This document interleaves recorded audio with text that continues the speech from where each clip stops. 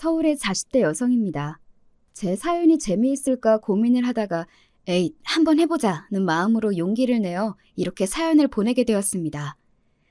저는 어린 시절부터 부모님과 남동생 그리고 할머니와 함께 살았어요.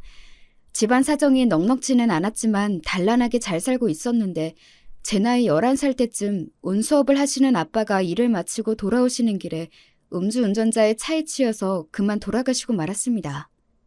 갑작스러운 사고에 아빠를 잃고 가장을 잃은 우리 집은 슬픔에 빠져있을 겨를도 없었어요.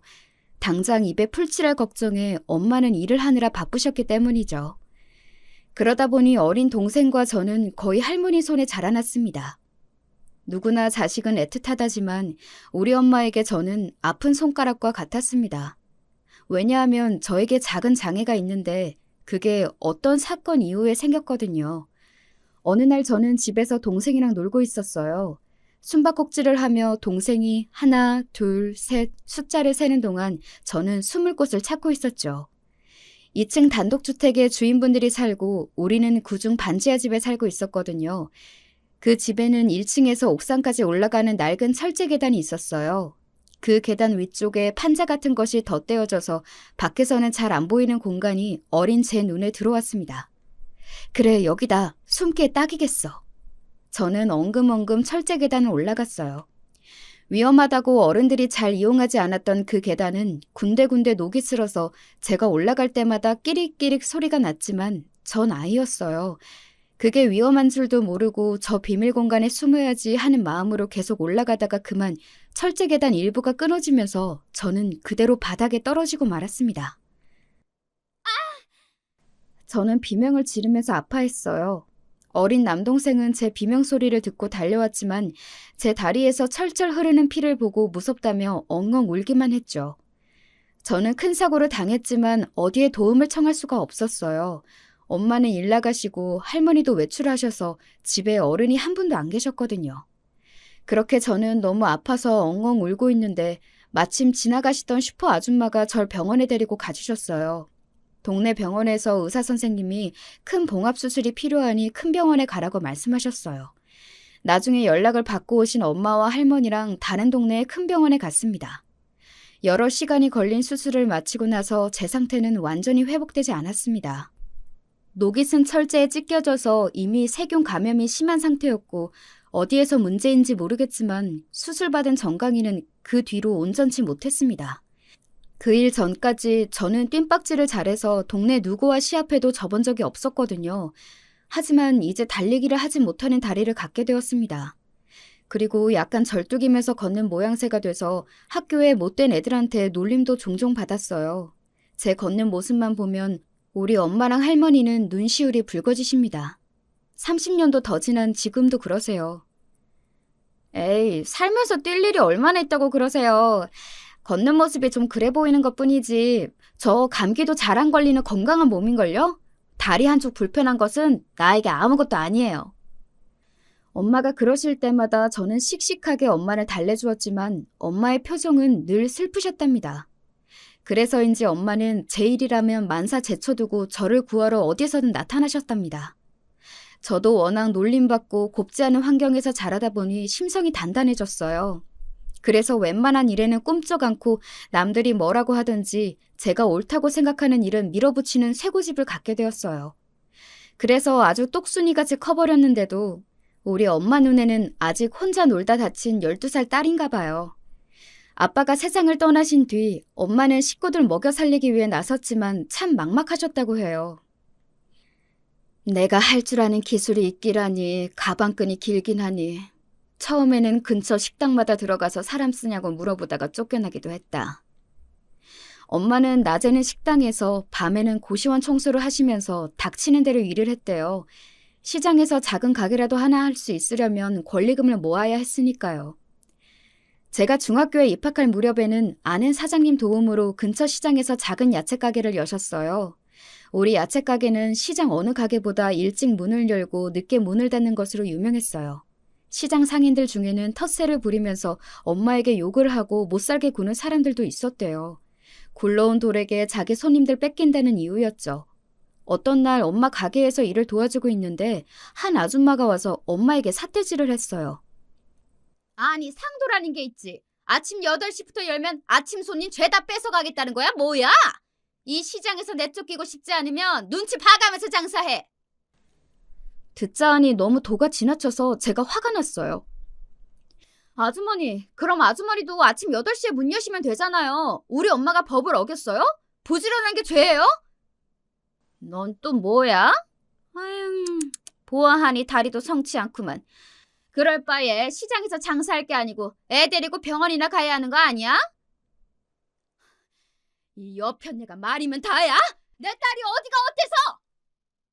엄마는 아줌마 머리채를 잡고 상무를 돌리듯 이리저리 흔들어댔고 늘 참던 엄마가 이렇게 나오니 아줌마는 당황했어요. 우리 가게에 함께 있던 손님들은 싸움을 말리면서 함께 우리 편이 되어주셨습니다. 저 위에 경동 야채가게 사장이죠? 아줌마, 거기 야채 상태가 영 별로라 요즘 안 가요. 이 집이 훨씬 싱싱하고 친절하신데 거길 왜 가겠냐고. 그러게 말이야. 성실하게 잘하는 여기 사장님한테, 게다가 착한 딸내미한테 그게 어른으로서 할 소리냐고. 아우, 당장 나가요. 아주 동네 사람들한테 경동 야채 가지 말라고 소문을 내야겠어. 그 아줌마는 도망치듯 갔고 다시는 우리 가게에 와서 그런 짓거리를 하지 않았습니다. 그렇게 주변 상인들의 견제에도 엄마는 친절함과 성실성을 인정받아서 단골 손님이 많이 늘어나 장사가 잘 되었어요. 결국 제가 대학교에 갈 무렵에는 처음으로 우리 집을 사서 이사 갔습니다. 저는 아직도 그날의 기억이 생생해요. 우리는 워낙 세간살이가 많지 않아서 이사업체를 부를 필요도 없었어요.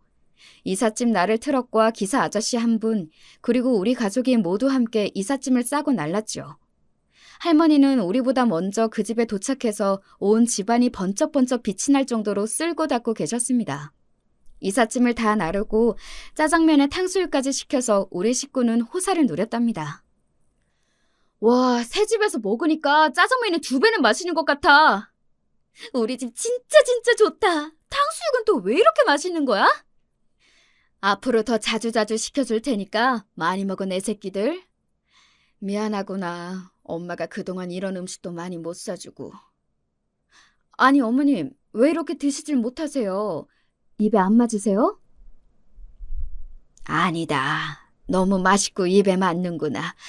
그저 이 깨끗한 바닥에 뭐 흘릴까 봐서 조심조심 먹고 있는 게야. 어머마, 남편도 없이 이렇게 좋은 집까지 사서 나도 모셔주고. 정말이지 내가 여한이 없어. 참 고맙구나. 밥을 먹다 말고 할머니부터 엄마, 저와 동생까지 감동을 받아 훌쩍거리게 되었지요. 너무 행복하고 우리 가족이 다 자랑스럽고 힘들거나 우울할 때면 저는 그때의 기억을 꺼내보고 있어요. 아쉽지만 저는 중간 키보다 조금 작고 얼굴이 예쁘게 생긴 것도 아니고요. 그리고 머리가 좋지 못해서 공부를 잘하지도 못했습니다. 다만 끈기 하나는 있어서 밤을 새워가면서 그 누구보다 공부를 열심히 했지만 제 등수는 늘 반에서 중간보다 조금 잘하는 정도였어요. 공부량은 전교 1등 못지 않은 것 같은데 말이에요.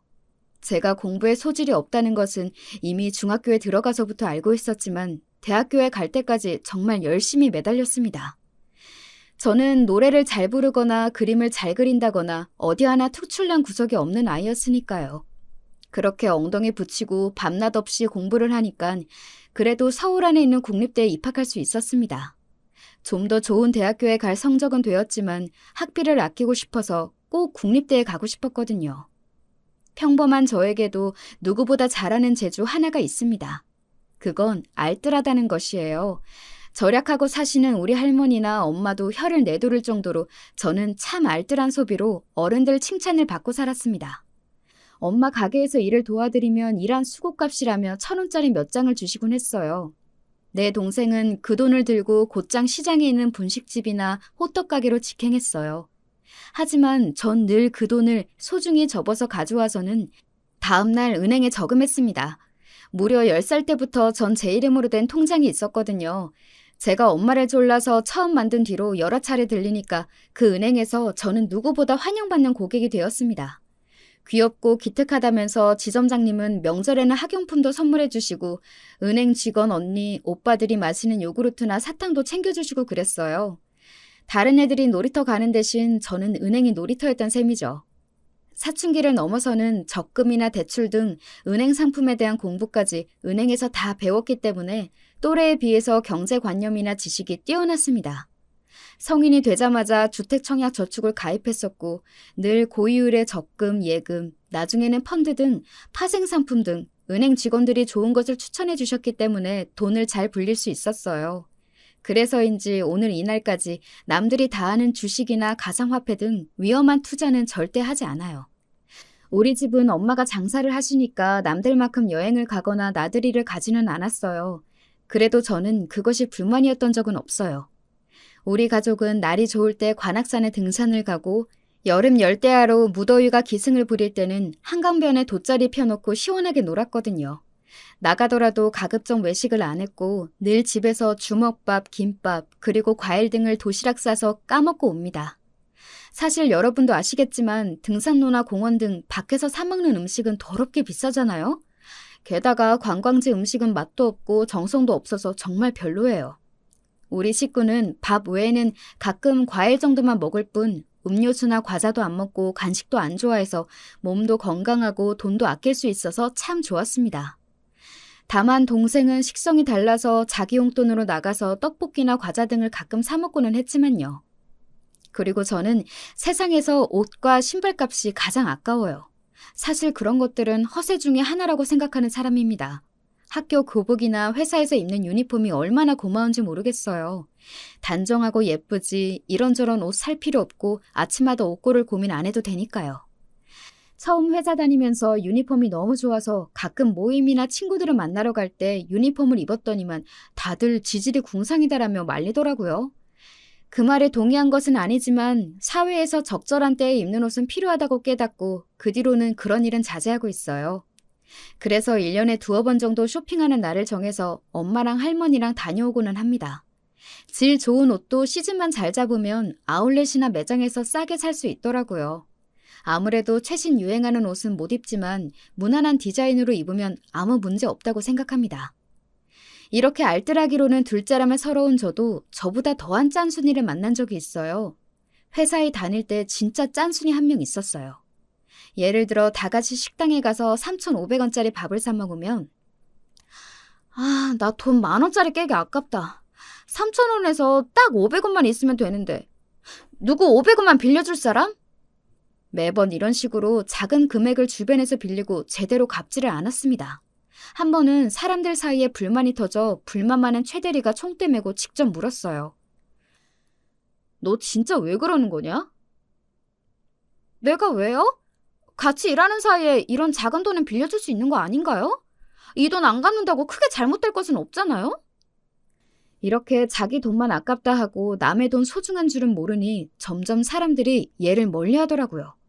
그런데 이 짠순이 직원이 어떻게 되었는지 아세요?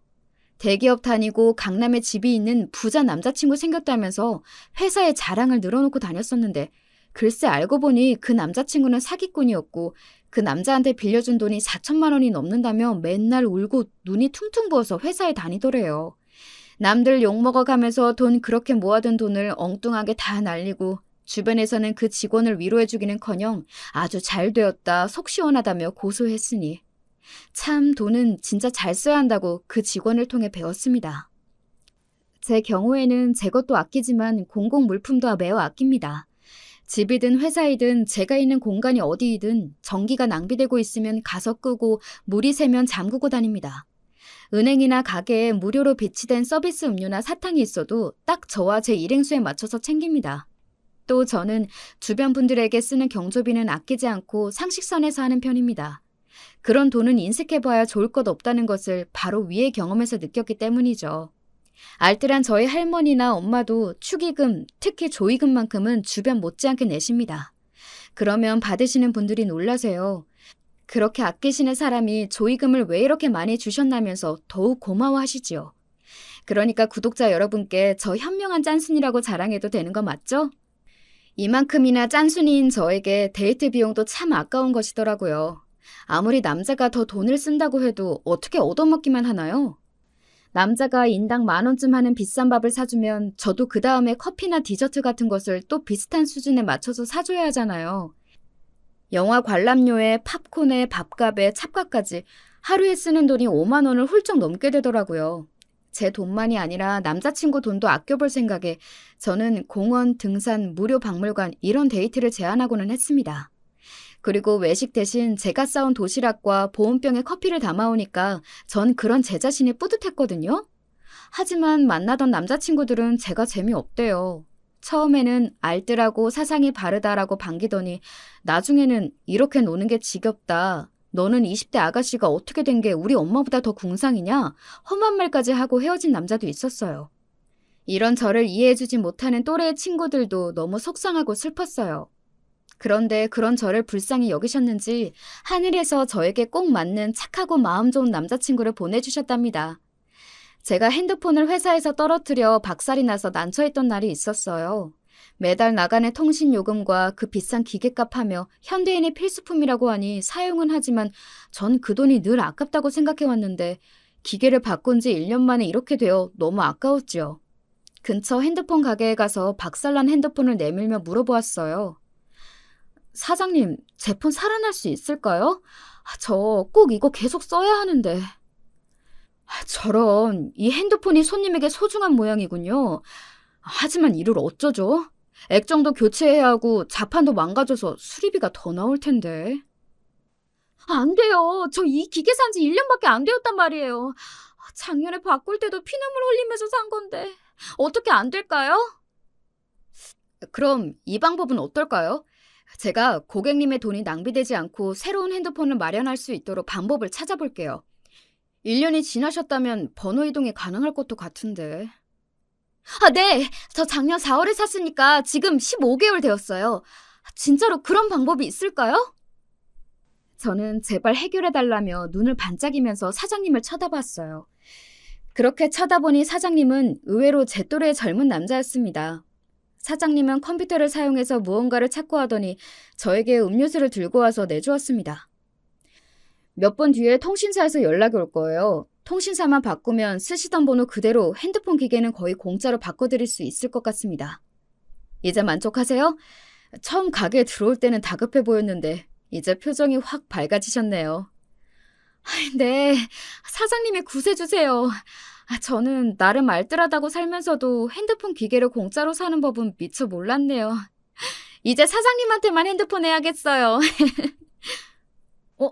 그러고 보니 여기 근처에 대광상사 직원인가 봐요. 저 거기에 단골 손님 많은데 앞으로도 지나가다가 커피나 음료 마시러 들려주세요. 진짜요? 제가 집에 갈 때 타는 버스 정류장이 이 근처라 매일 지나다니기는 해요. 저 진짜 자주 놀러 와도 되는 거죠? 그럼요. 저 빈말 안 하는 남자입니다. 그런데 서진 씨 지금 가입서를 작성하다 보니 나랑 생년월일이 똑같네요? 이런 인연이 다 있네요. 저와 생년월일이 똑같고 심지어 이름도 비슷한 서준이라고 하니 우리는 처음부터 친밀감이 생겼고 친구가 되기로 했습니다. 때는 더운 7월이었기 때문에 버스를 타기 전에 전 서준이네 가게에 들려서 시원한 에어컨 바람을 쐬며 함께 얘기하다가 집에 가곤 했습니다. 서준이는 혼자서 가게를 봐야 해서 화장실을 가거나 급한 일이 있을 때면 퇴근 이후 제가 잠깐씩 가게를 봐줄 정도로 친해졌어요. 그리고 늘 혼자서 자장면이나 찌개 등 배달 음식으로 대충 식사를 때우는 것이 제 눈에는 안타까웠습니다. 그래서 특기를 발휘해서 간단한 도시락을 싸주고는 했죠. 와, 나 집밥 너무 좋아하는데 딱 내가 좋아하는 집밥 스타일 도시락이다. 정말 고마워. 잘 먹을게. 서준이는 언제나 제 도시락을 아이같이 활짝 웃으면서 반겨주었기 때문에 저는 도시락을 쌀맛이 났습니다. 친한 남자친구들과 달리 서준이는 날이 갈수록 제 도시락을 좋아하고 의지하기까지 했어요. 그러던 어느 날 가게에서 같이 도시락을 저녁으로 까먹고 있었는데 서준이는 조그마한 상자를 내밀었습니다. 내가 맨날 너한테 신세만 지는데 이거 받아주라. 은색 상자를 펴보니 그 안에는 투명하고 작은 보석이 박혀있는 반지 하나가 있었어요. 놀란 눈을 하고 서준이를 쳐다보니 그는 이미 양볼이 발그레하면서 수줍어했어요. 선물이기도 하고 이제 그냥 친구 말고 여자친구 해주라. 나 너 좋아해. 저도 사실 서준이를 만나는 동안 좋아하는 마음이 몽글몽글 솟아나고 있었던 차에 그의 고백을 받으니 그렇게 기쁠 수가 없었습니다. 저는 단숨에 반지를 왼손 약지 손가락에 끼고 서준이를 껴안아 주었어요. 우리는 그렇게 정식 연인이 되었답니다. 사실 데이트라고 해도 퇴근한 제가 서준이네 가게에서 함께 봐주면서 놀다가 서준이가 저를 집에까지 데려다 주는 것이 대부분이었죠. 서준이는 저를 좋은 데이트 장소에 데려가지 못한 것에 늘 미안해했습니다. 나는 도리어 너무 좋은걸? 괜한 데에 다니면서 돈 쓰지 않고 서준이가 돈 버는 시간을 빼앗지 않고 일터에서 여름에는 시원하게 즐길 수도 있으니 완전 땡큐지. 이런 저를 너무 예쁘고 착하다며 더 아껴주고 믿어주는 서준이와 저는 정말 환상의 궁합이었습니다. 그러던 어느 날 퇴근하고 오니 서준이는 이미 가게 문을 닫고 있었습니다. 가게 문 앞에는 임시 휴업이라는 푯말이 붙어 있었죠. 서준아, 무슨 일 있는 거야? 왜 가게 문을 일찍 닫았어? 사실은 오늘 너랑 가볼 중요한 곳이 있어서 가게 문을 일찍 닫았지. 자, 가자. 어찌된 영문인지 모르겠지만 서준이는 우리 집에 가보자며 저를 억지로 버스에 태웠습니다. 그러고 보니 서준이는 평소에 간편한 반팔티에 면바지를 입고 있었는데 오늘따라 넥타이까지 메고 근사한 정장 차림이었습니다. 오늘 왜 이렇게 멋있게 차려입은 거야? 나 설레게. 정말? 나도 양복 차림이 꽤나 잘 어울리지. 미안하지만 오늘만은 너한테 잘 보이려고 입은 게 아닌데. 갑작스러운 남자친구의 방문에 우리 할머니는 서둘러서 옷을 갖춰 입느라 당황해하셨어요.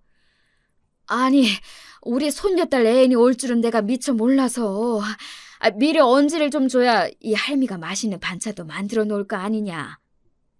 그리고 저는 시장에 계신 엄마에게 집에 일찍 오실 수 있는지 전화를 드렸어요. 서준이에게는 우리 식구들 앞에 깜짝 방문한 속셈이 있었습니다. 할머님, 어머님, 절 받으십시오. 귀한 따님의 남자친구 김서준이라고 합니다.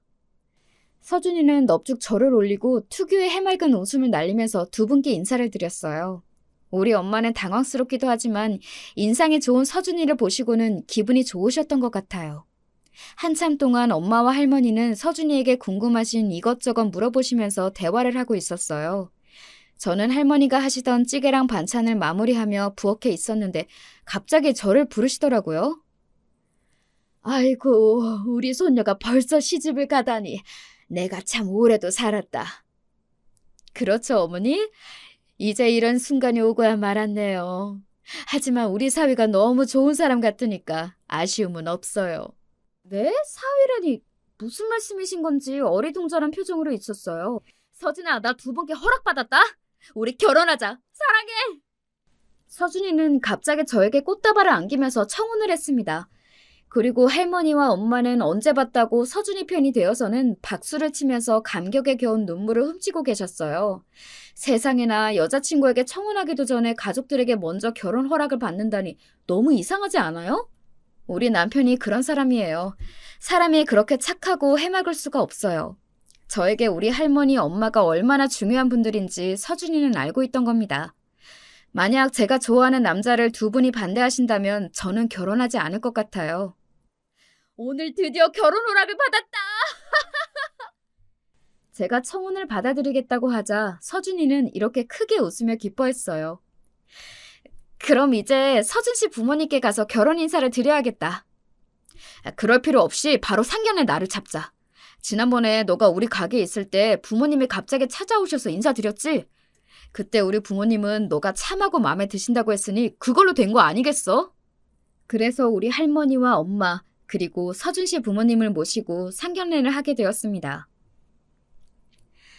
아가씨가 매일 우리 서준이 도시락을 싸다 준다고 들었어요. 요즘 사람답지 않게 솜씨 좋고 알뜰하고 이렇게 예쁘고 바르게 참 좋은 사람으로 잘 키우셨습니다, 사부인. 아휴, 별 말씀을요. 저는 가게 하느라 바빠서 우리 어머님께서 서진이를 다 키워주셨습니다.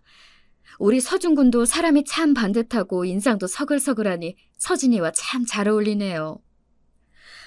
그러게 말이에요. 요즘 처자답지 않게 알뜰살뜰 잘 살게 생겼어. 요즘 여우 같은 기집애들 좀 보세요. 부모들 무시하고 지들끼리만 살겠다고 버티지 않나. 이러면 안 되는 것 아닌가요? 옛날 공자부터 그러지 않았어요. 효도가 세상 제일 중요한 것이라고. 사부인, 그럼 애들끼리 신혼살림 차려주지 않고 합가시킬 생각이신가요? 당연하죠. 나는 우리 아들이랑 떨어져서 살아본 적이 없어요. 얘가 저 없이는 아무것도 못하는 칠칠한 얘랍니다. 우리 며느리도 제가 같이 살면서 예뻐하고 가르쳐 줄게요. 걱정 마시라니까요. 예비 시모를 뺀 거기 있는 사람들 모두 침묵을 지키다가 예비 시부가 분위기를 풀어보려고 했습니다. 이 사람이 좀 힘들게 아들을 가져서 키우다 보니 이렇게 마음이 앞선 모양입니다. 물론 아이들끼리 상의해서 합가를 할지 독립을 할지 정할 이야기지요. 그렇게 이런저런 다른 이야기를 하다가 예비 시모가 목이 마른데 종업원이 언제 오는 것이냐고 툴툴거리셨습니다. 제가 물 가져다 드릴게요, 어머님. 자리에서 일어나서 종업원에게 얘기하고 자리로 돌아오는데 이상한 것입니다. 예비 시모는 무슨 벌레라도 본 듯이 놀라고 불쾌하다는 눈초리로 저를 쳐다보고 있었습니다. 너 어디 다리라도 다쳤니? 걷는 모양새가 왜 그런디야? 제가 절뚝거리는 모습을 예비 시모는 처음 보고 알게 된 것인데 이 말에 우리 엄마의 표정은 당혹감과 불쾌함으로 힘들어 보이셨어요. 전 아무렇지 않다는 듯이 대답을 했어요. 제가 어릴 때 좀 장난꾸러기였어야 말이죠. 잘못 떨어져서 다리가 다쳤는데 사는 데는 아무 지장 없어요. 저도 제 다리가 좀 다르다는 걸 잊고 살 정도로요. 아니, 그게 그냥 좀 다른 문제가 아니지. 설마하니 장애가 유전된다거나 그런 것은 아니겠지? 엄마, 지금 장모님이랑 할머님도 계신데 말씀 조심해 주세요. 장애라뇨. 우리 서진이 말 그대로예요. 누구보다 건강하고 잘 지내고 있으니까 괜한 걱정 마시라니까요. 그래, 나도 당신이 말하기 전까지는 이상한지 모르겠던 걸 웬 호들갑이야. 가족들로부터 타박을 받은 예비 시모는 그때서야 자기 말실수를 깨달았는지 아니, 나도 괜찮단다. 그냥 궁금해서 물어봤어. 궁금해서. 상견례 자리를 마치고 집에 돌아와서 할머니와 엄마의 얼굴은 어두워 보이셨습니다. 그리고 자기 전 저를 안방에 불러서 말씀하셨어요.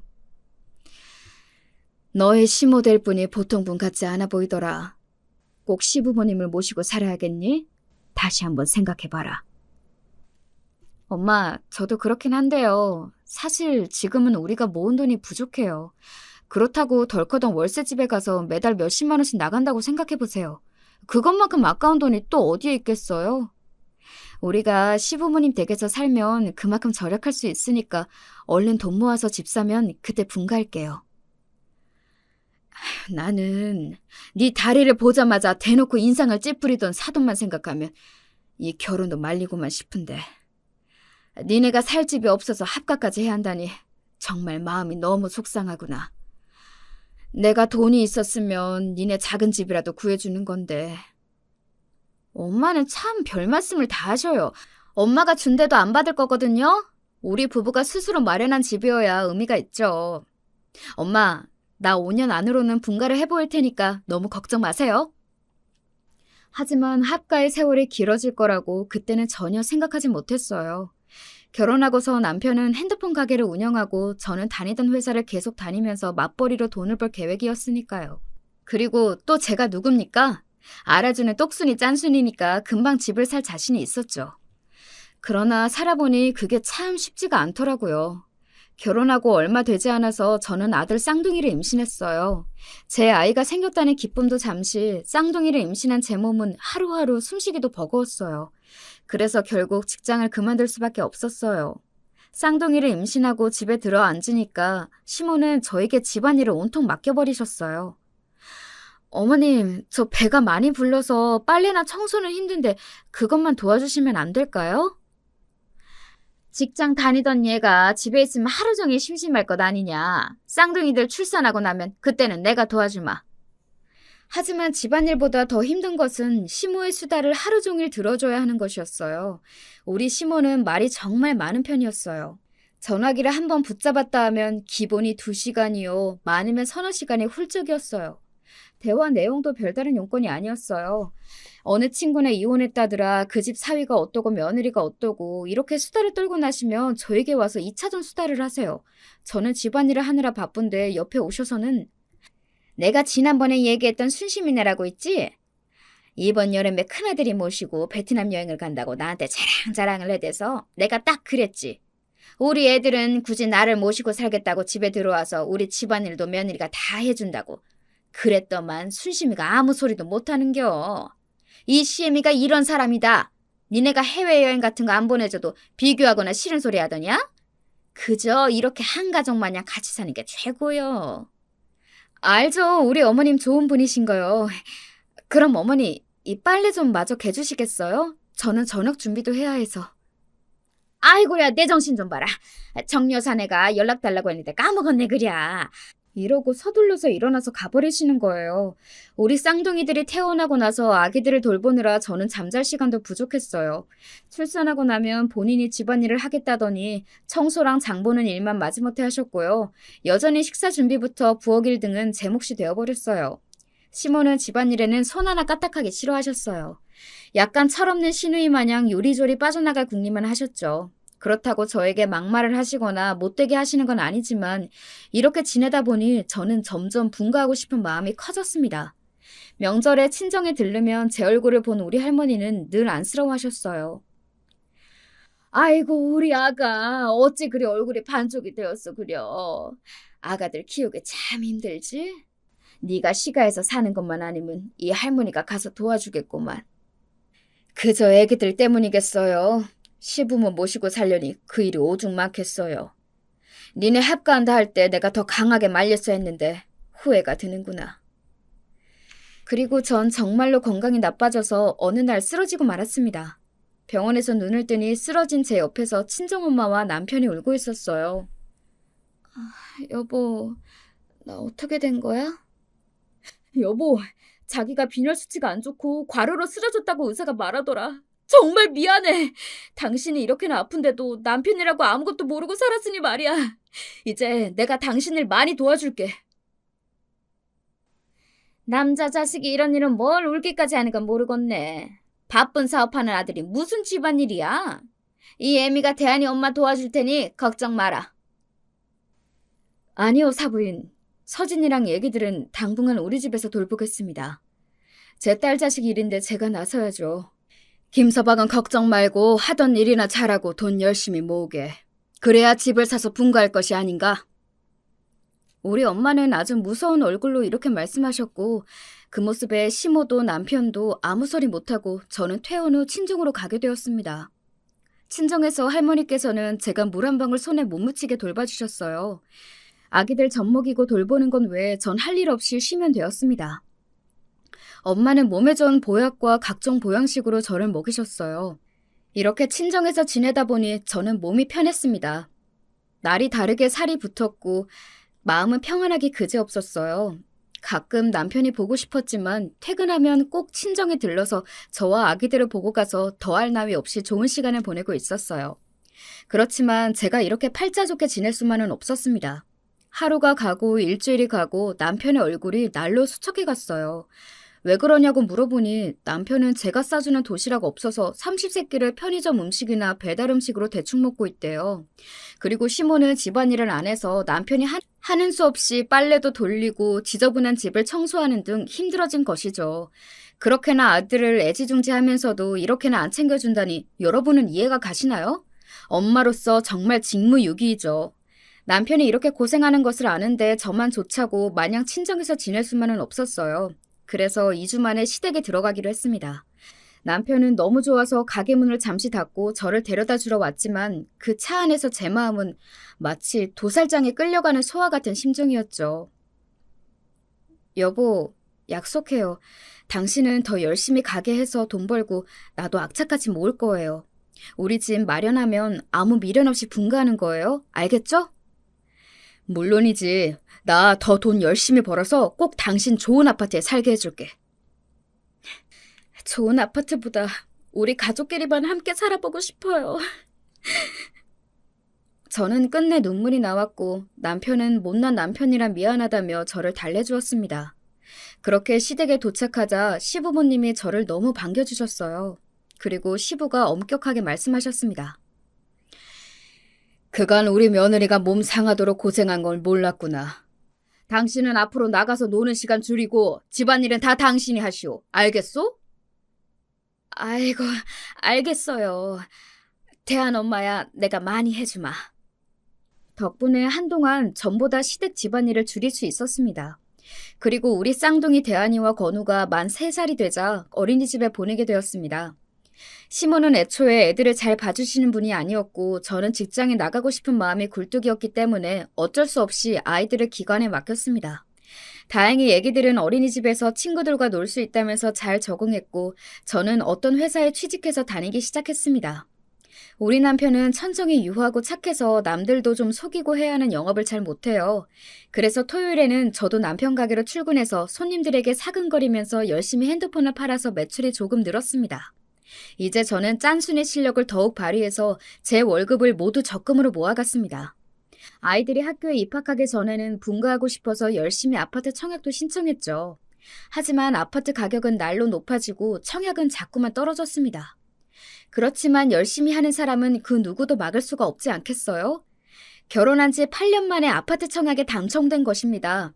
그리고 입주할 때쯤이면 대출 7천만 원만 빼고 입주금 모두 마련될 만큼 악착같이 돈을 모았습니다. 아파트 청약 소식에 우리 가족은 모두 아주 기뻐해 주셨습니다. 너희들이 대단하구나. 그 어렵다는 아파트 청약도 되고 입주금까지 마련했다고? 그런데 돈 한 푼 보태주지 못한 이 애비가 미안하구나. 아버님, 그런 말씀 마셔요.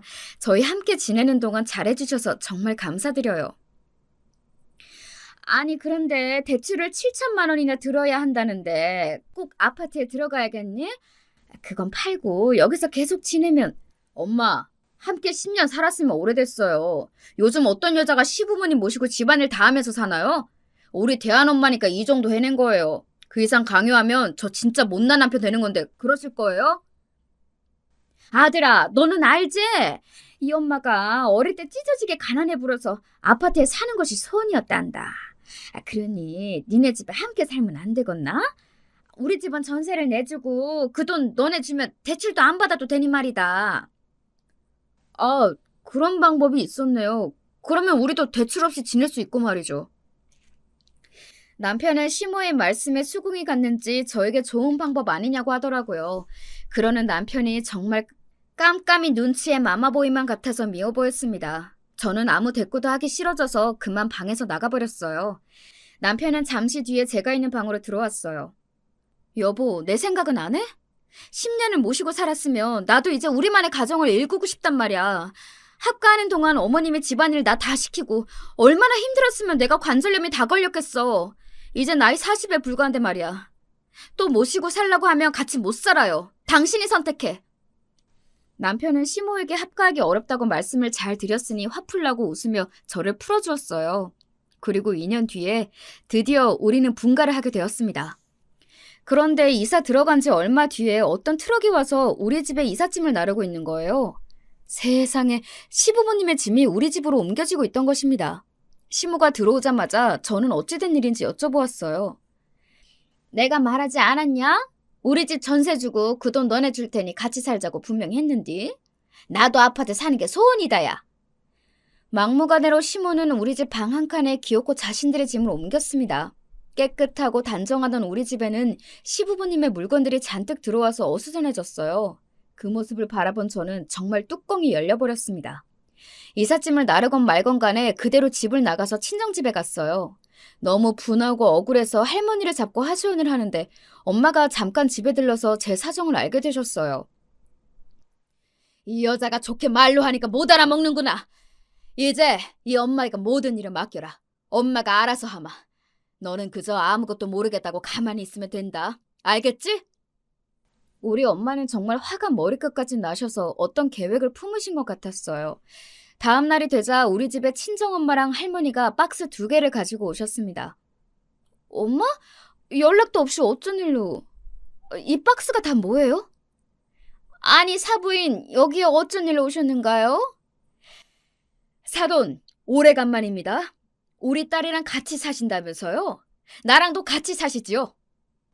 이 말씀에 저는 놀랐지만 더욱 놀란 것은 시모였어요. 얘기 들으셨을란가 모르겠지만 이미 우리 내외가 이 집에 들어왔는디요? 아유, 걱정 붙들어 매세요. 사돈댁에 쓰시는 방 그대로 쓰시고 저는 여기 널따란 거실에 이불만 깔고 지내면 되죠. 저도 아파트에 사는 게 소원이었단 말입니다. 이런 제 맘 사부인도 이해하시죠? 그래서 약속을 깨고 여기 들어오신 거 아닙니까? 함께 잘 살아보시지요.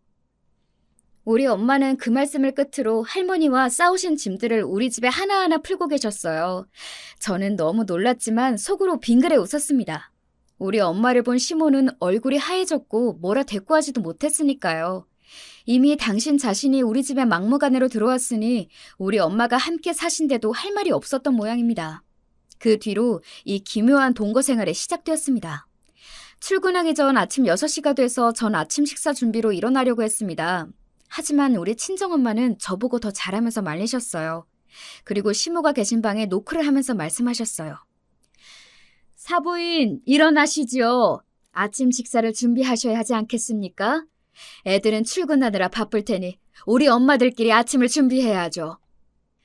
계속 문을 두드리면서 깨우니 하는 수 없이 시모는 일어나서 나오셨대요. 사부인은 시장 다니느라 그런가 본데 나는요 아침 일찍 못 일어나는 몸이라 아침 식사는 혼자 하시면 안 되겠습니까? 아유, 그러세요? 그럼 점심하고 저녁 식사를 사부인이 하시겠어요? 저는 아침 식사만 차리면 되겠네요. 늘 우리 며느리가 식사를 다 해주었는데. 사부인, 우리 애가 지금 출근해서 돈을 버는데 기어코 집안일을 다 시키겠다 이겁니까? 그럼 나는 김서방 깨울까요? 김서방 보고 아침 차리라고 할까요? 아유, 알겠어요. 내가 아침 식사하면 될 건 아닌겨.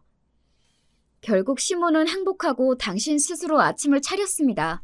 저는 그동안 미처 몰랐습니다. 진상의 시모보다 우리 친정엄마가 더 할 수 있는 분이셨다는 걸 말이에요. 그 뒤로 아침 식사는 시모가, 저녁 식사는 우리 엄마가 해주셨습니다.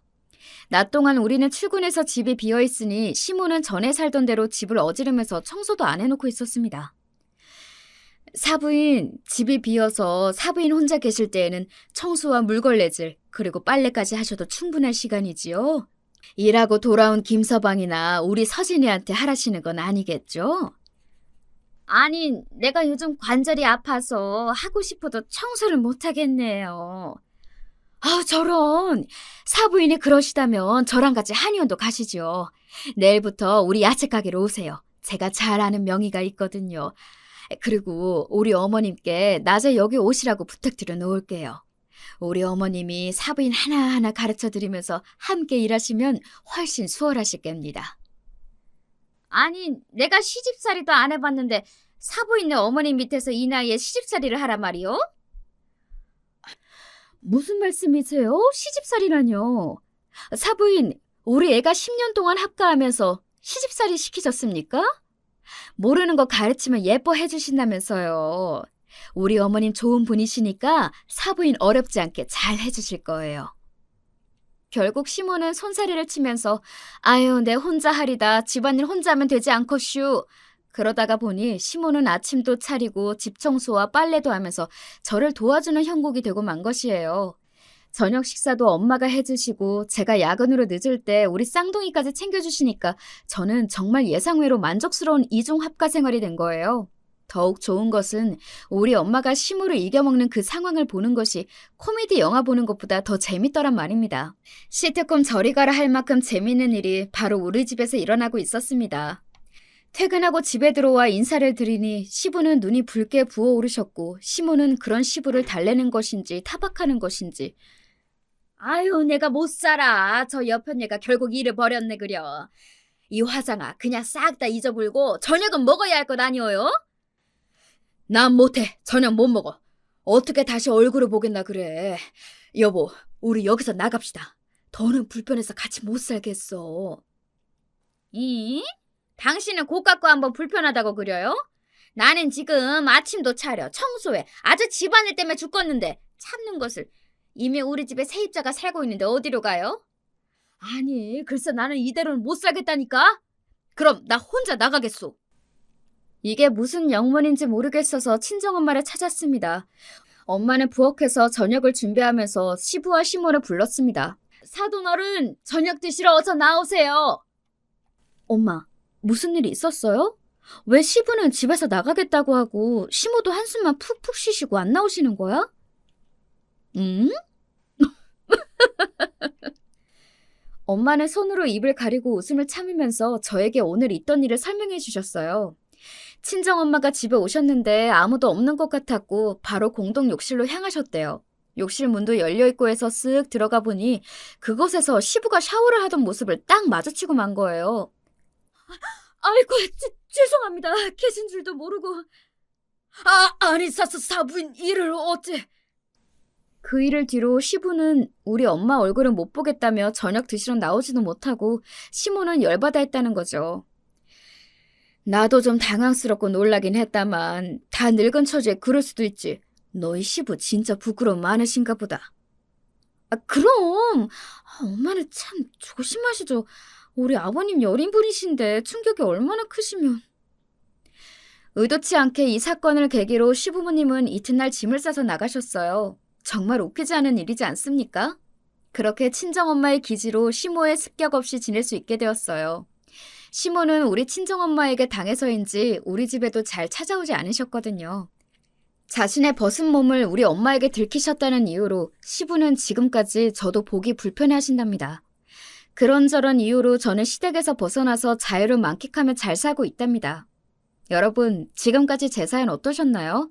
주변에 흔히 있을 법한 이야기지만 우리 시모 같은 분으로 고통받는 분이 있으시다면 우리 친정엄마의 방법을 한번 참고해 보시길 바래요. 그럼 저는 여기에서 제 이야기를 마치겠습니다. 항상 행복하세요, 여러분.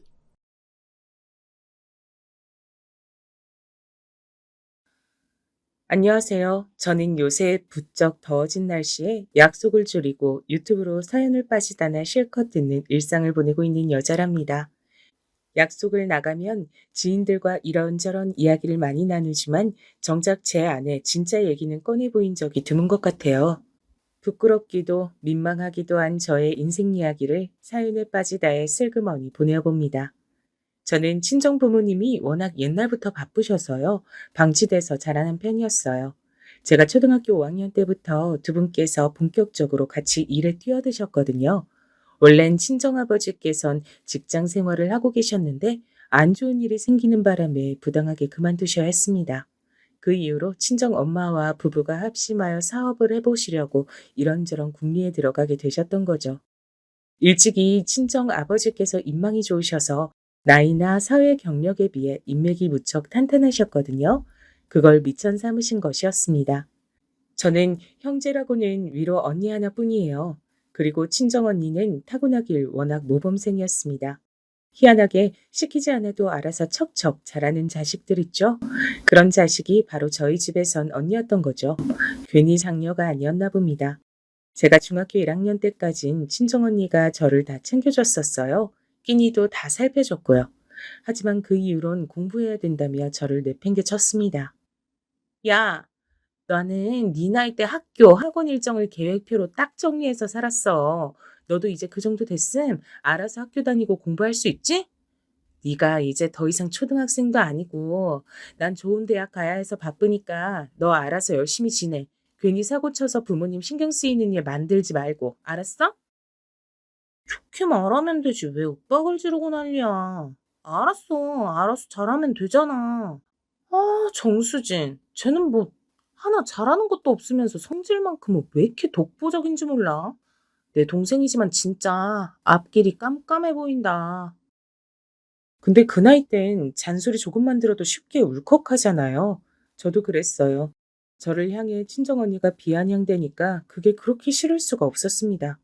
가뜩이나 초등학교 때와는 달리 중학교로 올라오니까 수학 문제가 하나도 이해가 안 돼서 항상 나는 돌머리인가 싶은 자괴감이 들고 있었는데 공부 잘하는 친정언니가 잔소리를 날리니 왜 그렇게 밥맛으로 보였던 건지요. 그렇게 중학교 사춘기 소녀는 단순한 계기로 엇나가기 시작했습니다. 자식 키워보신 분들, 그 자식이 중학교 2학년을 지날 때 어땠나요? 무난했나요?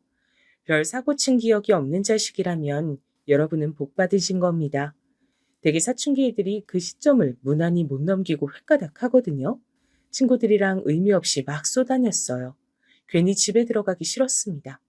학원 안 가고 방황하는 제 모습이 이 시대 최고의 반항아 같았고 멋쟁이 같았습니다.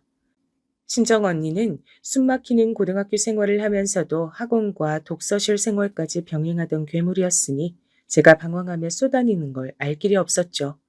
저는 알아서 잘하겠다는 약속 따위 지키지 않았던 겁니다. 그러다 기어이 중학교 3학년 올라가자마자 친정 아버지께 싸대기를 맞았어요. 한 대 맞고 나서 너무 아프고 억울해서 중전한테 뺨 맞은 장희빈 마냥 표독스럽게 아버지를 있는 대로 째려봤다가 반대쪽 싸대기도 거세게 맞았습니다. 종전보다 더 강하게요. 맞으니까 귀에 이상한 이명소리가 들리고 머리가 어지럽더군요. 정수진! 너 정신 안 차릴래? 부모가 피땀 흘려서 번 돈으로 기껏 보내놓은 학원을 그간 농땡이 쳐온 걸로 모자라서 학업 비용이랍시고 받아냈던 용돈들로 여태까지 옷이나 사고 친구들하고 노래방이나 쏘다녔어? 너 같은 자식을 환영할 부모는 이 세상에 아무도 없을 거다. 그러고 나서도 친정아버지께선 분이 안 풀리시는지 절 한 대 더 치시려는 듯 씩씩거리셨고 그 옆에서 간신히 친정엄마께서 말리셨어요. 가뜩이나 머리도 안 좋은 애 왜 자꾸 머리를 때리냐고 하시면서 당사자인 제가 듣기엔 서글픈 내용으로 친정아버지를 만류하셨습니다. 덕분에 두 대만 맞고 끝났지 아니었음 그날 전 반죽음이었어요. 친정아버지의 그런 엄한 모습을 태어나서 처음 보는 것이었습니다. 인자하고 허허실실이신 분이라 생각을 해서 그간 몰래 막 나갔던 것인데 진 면목을 마주하자 오금이 저려왔네요. 저는 맞아야 정신을 차리는 애였나 봐요. 맞고 나니까 다시는 농땡이 피울 엄두가 안 났고 그렇게 저의 사춘기 꼴값은 막을 내렸습니다. 저의 반발심을 확 죽여놓은 건 비단 싸대기뿐만이 아니었어요. 친정아버지께서 이렇게 말씀하셨을 때 제가 면목이 없었기 때문입니다. 너는 당장 네가 놀고 싶은 것만 보이고 네 부모의 수고와 노력은 안 보이냐? 네가 여태까지 살면서 죽어랍시고 뭐 한 가지에 매달려서 미쳐본 적 있어? 그만큼 땀을 흘려본 적이 있어? 아무 것에도 최선을 다해보지 않았던 넌 감히 어설프게 탈선을 할 자격도 없다. 제가 다녔던 중학교에서 최고로 양아치였던 애들은 그 분야에서 특화되었던 나머지 오토바이도 잘 탔고 교복으로 패션쇼를 벌였고 불에 지진 이쑤시개 하나만으로도 속눈썹 파마를 해냈으며 문구점에서 파는 싸구려 화장품으로도 연예인 화장 뺨치는 흉내를 낼 줄 알았습니다. 유행도 다 꿰고 있었죠. 하지만 저는 양아치도 모범생도 아니었습니다. 이도저도 아니었고 그저 뭐든지 어설프게 제 충동을 쫓아 행동했을 뿐이었어요. 그 사실을 객관적으로 자각하게 됐던 순간 너무 창피해졌습니다. 뺨을 맞았던 직후보다 얼굴이 더 뜨거워지더라고요. 사실 친가, 외가 모두 형편이 당시 좋지 못했습니다. 양가에 아무 손 벌릴 곳도 없건만 친정 부모님께선 묵묵하게 앞만 보며 노력해가고 계셨던 거예요. 아무것도 안 하다가 도태될 순 없다며 자꾸만 뭔가를 해보려고 하셨고요. 그런 친정 부모님의 모습을 제대로 알게 되자 저는 더 이상 철없는 생활을 이어갈 수가 없었습니다. 학원도 제대로 나가고 불필요한 용돈도 아예 안 받기로 했어요. 굳세게 마음먹은 뒤로 저는 한 가지 사실에 꽤 놀라고 말았어요. 단순히 열심히 하는 것도 힘들더라고요. 매일 꾸준히 자습 공부를 하는 것 자체가 벅찬 제 자신이 기가 막혔습니다. 책상 앞에 엉덩이 붙이고 앉아있는 것도 타고나야 할 수 있는 건가? 난 왜 자꾸 문제집 앞에서 생각이 자꾸만 딴 데로 튈까? 혹시 여러분 중에서도 저 같은 경험을 해보신 분이 계신가요? 마음 먹고 공부하려고 딱 자리에 앉았는데 눈에 글자는 전혀 안 들어오고 정신만 산만하고 앉아있는 것도 고역이셨던 분이요. 그러신 분이라면 저와 아마 동료이실 듯 하네요. 한동안 제가 스스로를 자책하면서 책상 앞에서 머리를 싸매고 있자 그 모습을 목격하신 친정엄마께선 애가 외탁을 했나 보다. 자기 외가 식구들 닮았나 보다. 속상해서 미치겠다며 아버지께 하소연을 하셨었고요. 그걸 듣고 저는 처음 깨달았었죠. 공부머리, 체질, 성격 같은 것도 죄다 유전이란 것을요. 친정언니는 처음부터 차분했고 조용히 공부하는 적성이었거든요. 공부하려고 시도해봤으나 여러 가지 요건 부족으로서 저는 아주 간신히 턱걸이로 걸쳐서 인문계 고등학교로 진학하는 게 최선이었습니다. 그리고 친정언니가 우리나라에서 최고로 손꼽히는 명문대에 다니는 걸 그저 부러워했죠. 친정 부모님께서 일군 작은 사업장은 번듯한 기업의 모양을 갖추기 시작했으며 그런 두 분께 친정언니는 가히 어디 내놓아도 자랑스러워할 만한 자식이었습니다.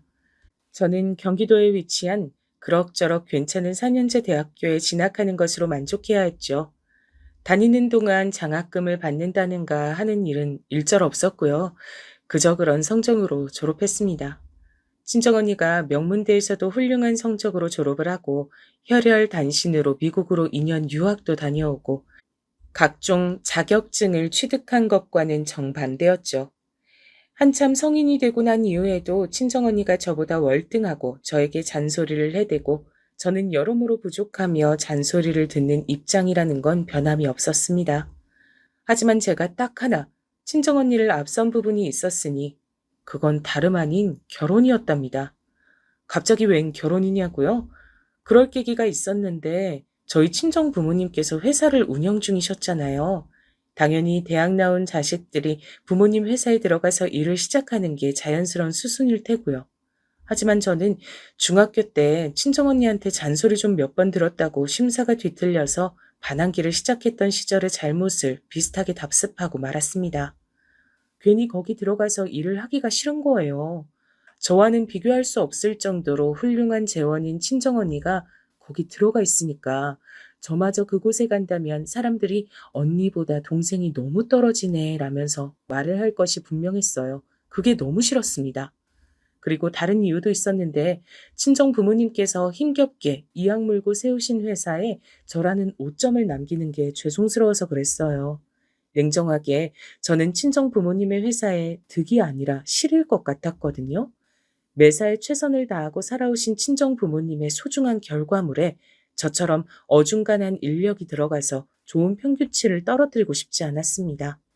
이런저런 핑계를 대며 저는 작은 사무실에 취업해서 저의 첫 사회생활을 시작했었죠.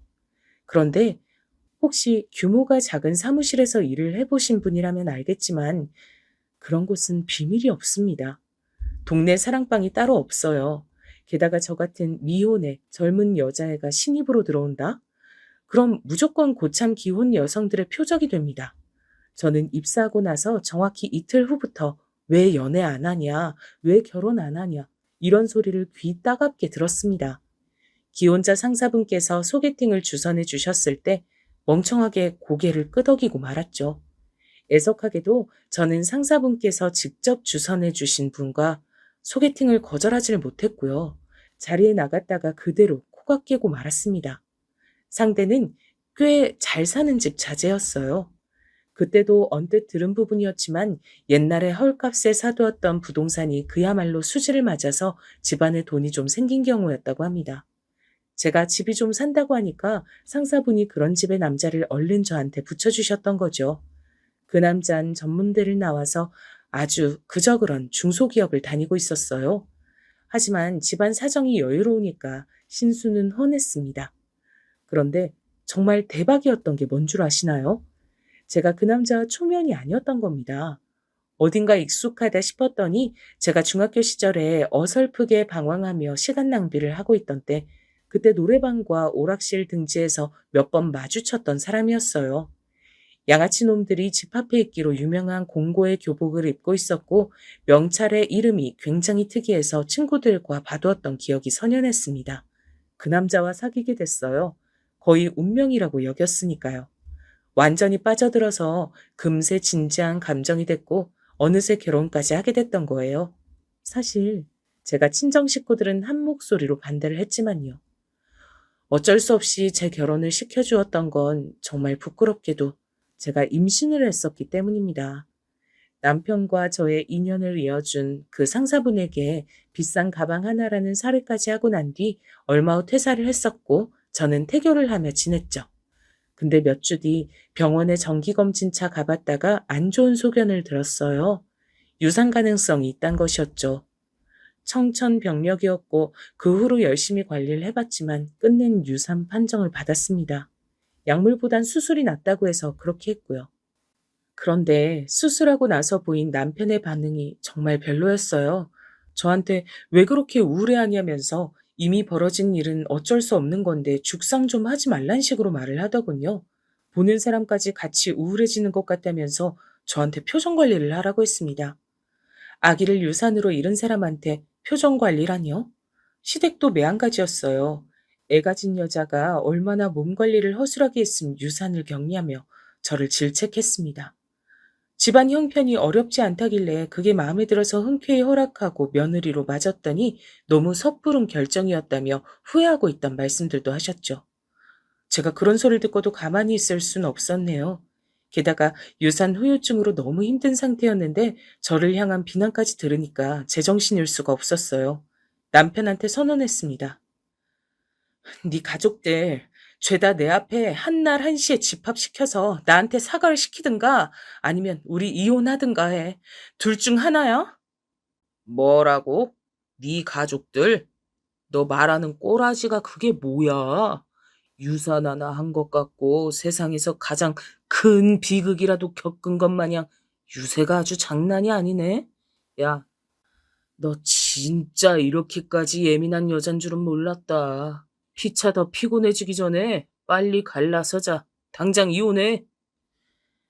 그놈이 양아치들이 많기로 유명했던 공고 출신에다가 허구한 날 오락실에 드나들었던 전적이 있다는 걸 제가 진지하게 고려를 했어야 했는데 섣불리 감정만 따라가다가 모든 일을 그르친 것이었죠. 어쩌면 이런 부모 아래서 태어나고 싶지 않다며 아기가 제 뱃속에서 자기 스스로 떠난 걸지도 모른다는 생각마저 들었습니다. 처음 서로를 보자마자 로맨틱한 인연이라고 청했을 땐 언제고 결혼 딱 8개월 만에 남남이 되면서는 서로에게 오만 쌍욕을 하며 저주를 날렸었죠. 님이라는 글자에 점 하나만 찍어도 남이 된다던데 그 말이 딱 맞았습니다. 이런 기가 막힌 결혼 생활을 끝마쳤을 때 저에겐 수치스러움이 남아있었죠. 부끄러워서 친정에 고개를 들 수가 없었어요. 인생이 어쩜 이렇게 지지부진하게만 흘러갈 수 있는지. 친정 부모님과 언니에게 창피해서 진짜 죽고 싶을 지경이었습니다.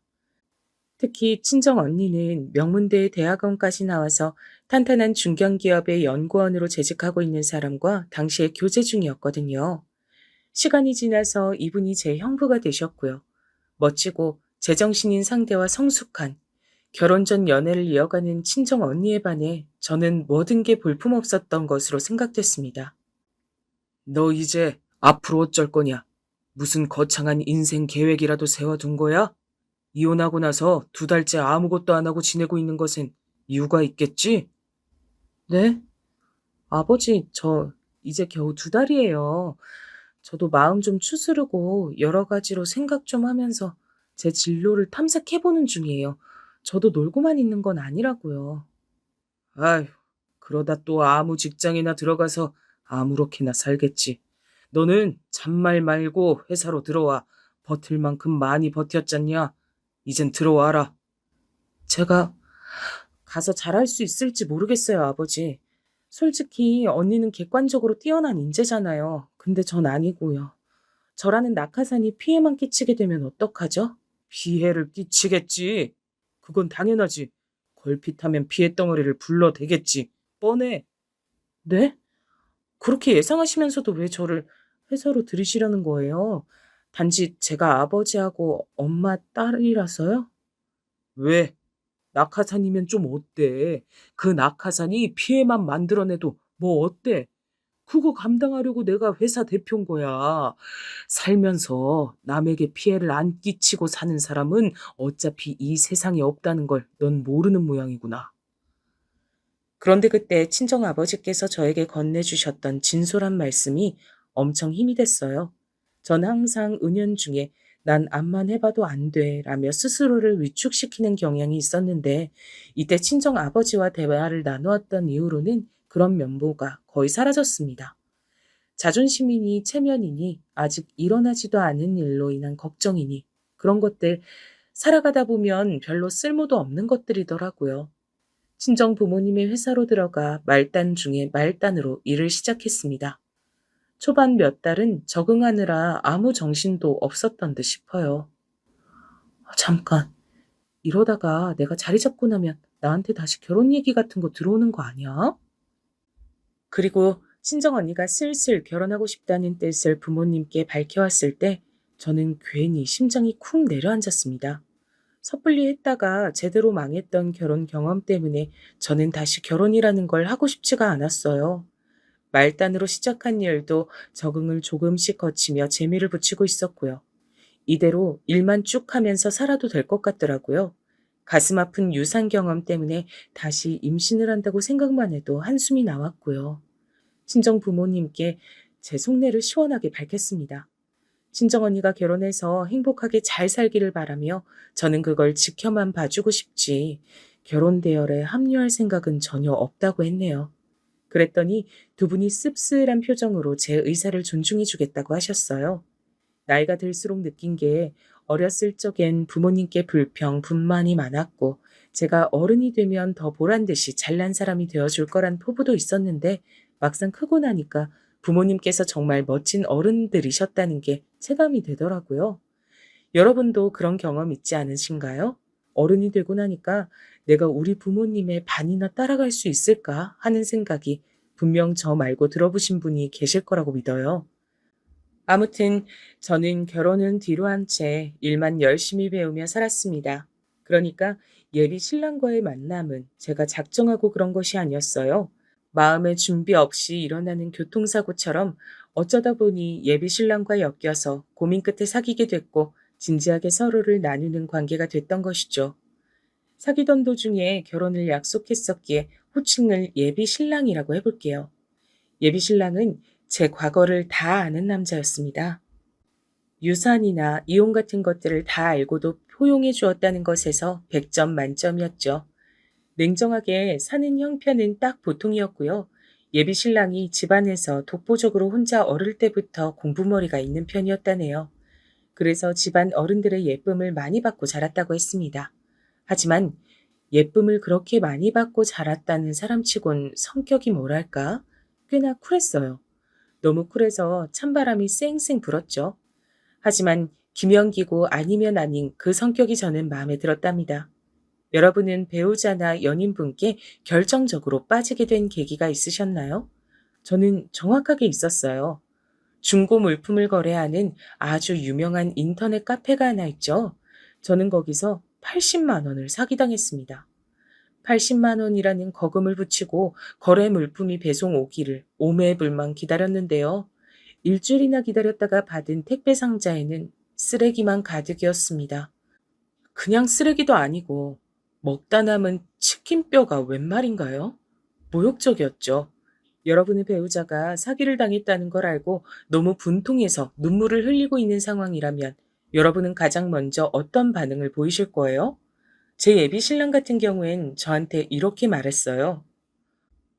너는 진짜 별걸 다 사기당한다. 하긴 웬 이상한 놈한테 사기 결혼도 당했었으니 알만하다. 정말 못 봐주겠다. 한숨과 함께 혀를 끌끌 차면서 말을 하는 거예요. 차라리 아무 말도 않는 게 낫지 않나요? 너무 울컥해서 제가 확딱지를 내려고 했던 그때 예비 신랑이 저한테 대뜸 80만 원을 송금해 주었습니다. 사기당한 금액을 왜 저한테 보내주나 싶어서 어리둥절했죠.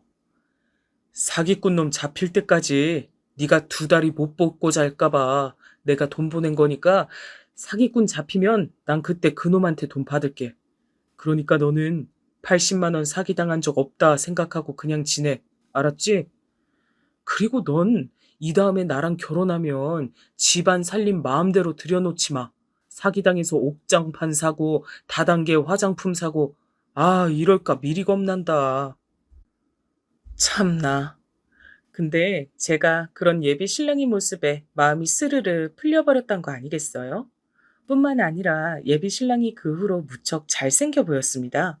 평소에 참새같이 생긴 얼굴상이라고 생각해 왔었는데 갑자기 늠름한 독수리 같은 인상으로 보였으니 말 다 했죠. 결국 그 사기꾼 놈이 잡히긴 했는데 전과가 하도 많았던 놈이어서 이래저래 복잡했고 돈은 못 돌려받은 채로 그 사기꾼 놈이 감옥 가는 과정을 지켜본 게 다였습니다.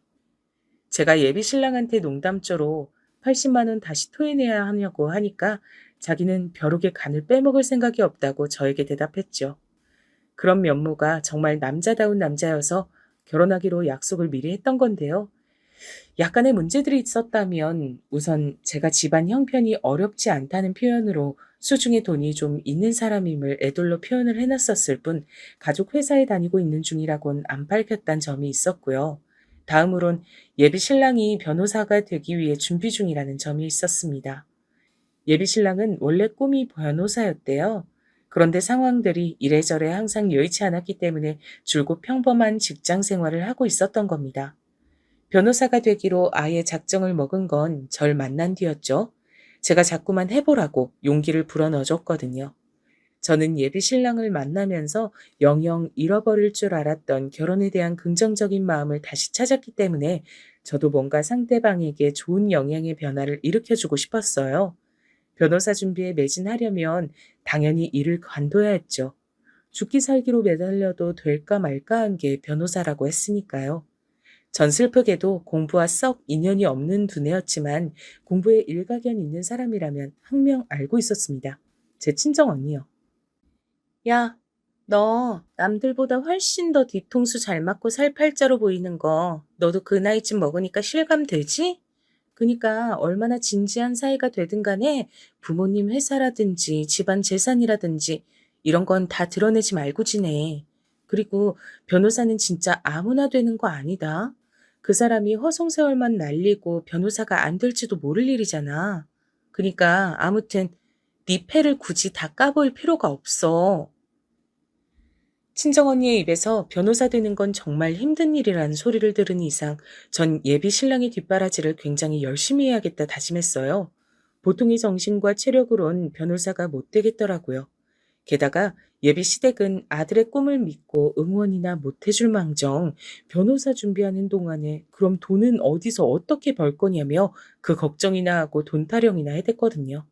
제가 아니면 예비 신랑은 변호사 도전을 꿈꾸기가 정말 어려운 형국이었어요.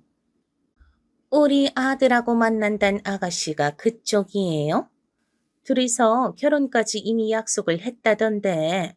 그러면서 대체 우리 아들한테 얼마나 헛바람을 많이 넣었으면 우리 아들이 멀쩡히 잘 다니던 회사도 때려치냐고. 여자 하나 잘못 사귀어서 우리 아들 인생이 망신당하게 생겼네. 그것도 개망신.